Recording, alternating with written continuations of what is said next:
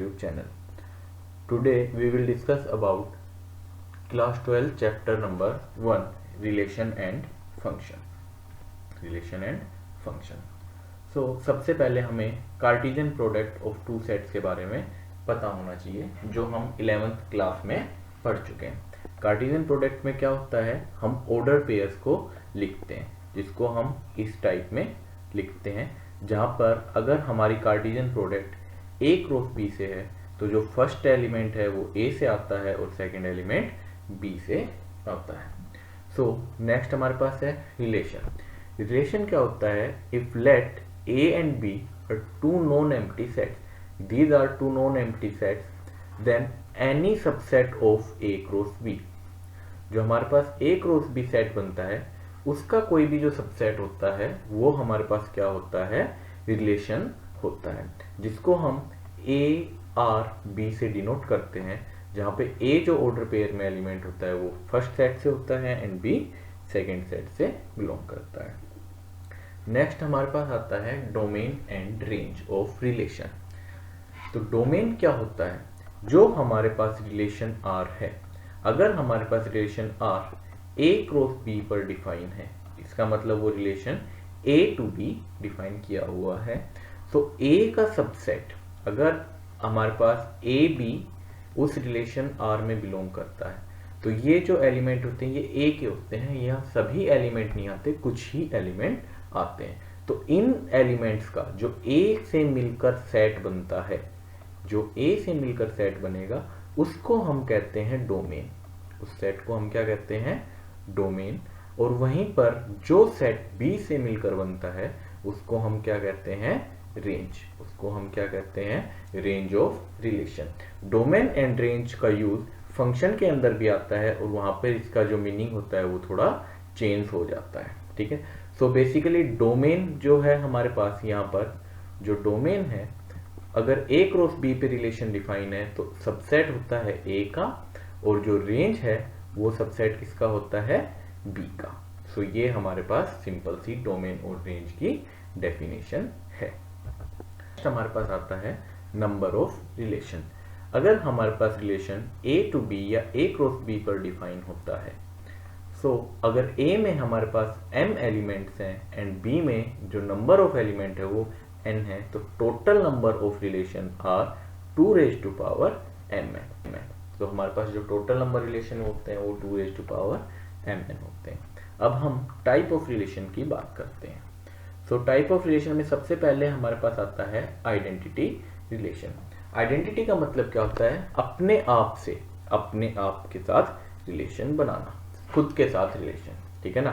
सो अगर हमारे पास आर कोई रिलेशन है तो उसको हम कैसे डिफाइन करेंगे, ए such that A belongs to A। जो ये रिलेशन है अगर हम सिंगल A पे डिफाइन करते हैं, इसका मतलब रिलेशन A क्रॉस A से आ रहा है। अगर हम सिर्फ एक सेट की बात करते हैं तो रिलेशन A क्रॉस A से आता है। तो खुद के साथ जो रिलेशन होता है A का, उसको हम क्या कहते हैं, आइडेंटिटी रिलेशन। सेकंड है यूनिवर्सल रिलेशन। जो ये कंप्लीट सेट होता है, कार्टेशियन प्रोडक्ट का कंप्लीट सेट जो होता है उसको हम बोलते हैं universal relation. A relation on set R a relation R in a set A is called universal if each element of A related to every element of A. यहाँ पर कैपिटल ए।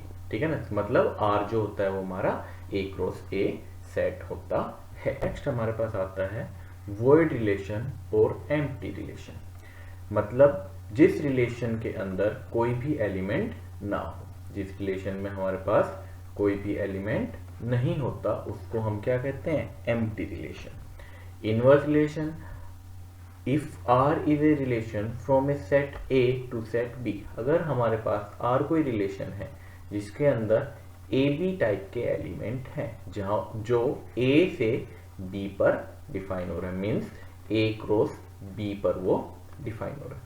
सो जो उसका इनवर्स रिलेशन होगा उसमें यहां से हम inverse element को लेके आएंगे और वो रिलेशन कहां से जाएगा, बी टू ए। सब कुछ इनवर्स कर दिया और वो किस पर डिफाइन होगा, बी क्रॉस ए पर डिफाइन होता है, उसको हम बोलते हैं इनवर्स रिलेशन। ठीक है।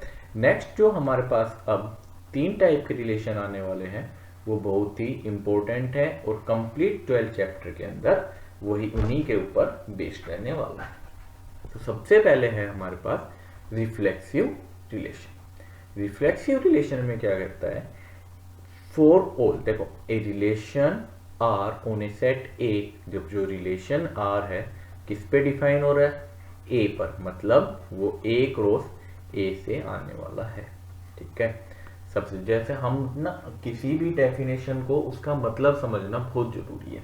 तो रिलेशन आर है, डिफाइन है ए पर, मतलब वो ए क्रॉस ए से आने वाला है, is called reflexive if for every A, means जो ए के अंदर जितने भी एलिमेंट होंगे, ए के अंदर जितने भी एलिमेंट, फॉर एवरी ए, हमारे रिलेशन में इस टाइप का एलिमेंट होना जरूरी है। For every a belongs to A, every a belongs to A, there exist a belongs to R. देखो अभी हमने एक ऐसा रिलेशन पढ़ा था, वो कौन सा रिलेशन था हमारा, आइडेंटिटी रिलेशन,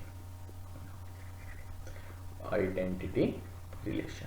ठीक है ना, तो उसमें क्या, और इस रिफ्लेक्सिव रिलेशन में डिफरेंस क्या है, आइडेंटिटी रिलेशन में हमारे पास सिर्फ यही एलिमेंट होना चाहिए, मीन्स ए, लेकिन रिफ्लेक्सिव रिलेशन में हमारे पास इसके अलावा और एलिमेंट आ सकते हैं, इसके प्लस में एलिमेंट आ सकते हैं। सेकंड डिफरेंस, आइडेंटिटी में ये कंडीशन नहीं थी कि फॉर ऑल ए, मतलब सभी एलिमेंट के लिए, लेकिन यहाँ पर कंडीशन क्या है, फॉर ऑल ए, सभी ए के लिए। तो ये दो डिफरेंस हैं जो आइडेंटिटी और रिफ्लेक्सिव में है, जो समझना बहुत जरूरी है। सेकंड हमारे पास आता है सिमेट्रिक रिलेशन। सिमेट्रिक रिलेशन में क्या कहता है, इफ ए बी, अगर हमारे पास किसी रिलेशन में ए बी टाइप के एलिमेंट हैं, देखो ये तो गिवन है, अगर ऐसे एलिमेंट हैं देन देयर मस्ट एग्जिस्ट, वहां पर इसका इनवर्स होना बहुत जरूरी है, मतलब बी ए एग्जिस्ट करना जरूरी है। अगर किसी रिलेशन में ए बी एलिमेंट एग्जिस्ट करता है तो और बी ए भी एग्जिस्ट करता है, तो वो जो रिलेशन है वो कैसा बनता है हमारा, सिमेट्रिक। देखो इसकी सिमेट्री बन गई यहाँ पे, ठीक है ना, तो इसको हम, इस टाइप के रिलेशन को हम क्या कहते हैं, सिमेट्रिक रिलेशन। नेक्स्ट जो थर्ड टाइप का रिलेशन है हमारे पास वो है ट्रांजिटिव रिलेशन।